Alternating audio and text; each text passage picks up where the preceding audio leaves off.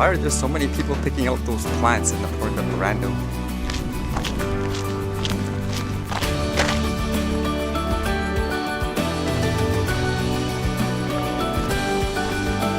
I guess the size of drones are really getting smaller and smaller, huh? How about this one here? It says, scientists create a 4-winged robot insect that flies with grace. B+ is more poised than its 2-winged counterparts. It's difficult to make an insect-like flying robot. Realistic 4-winged bots are typically too heavy, while lighter 2-wing models tend to fly erratically. USC researchers have edged one step closer to the dream machine. However, they've created B+, a 4-winged bot that flies with one of the agility and poise of real insects while weighing just over 0.003 ounces. The trick was to drop earlier bimorph accutators, cantilevers made of 2 layers of piezoelectric material with passive layer in between, with unimorphs that only have 1 piezoelectric layer.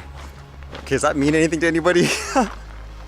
The tiny flyer can follow paths, dodge obstacles, perch and land. It's even simpler to build.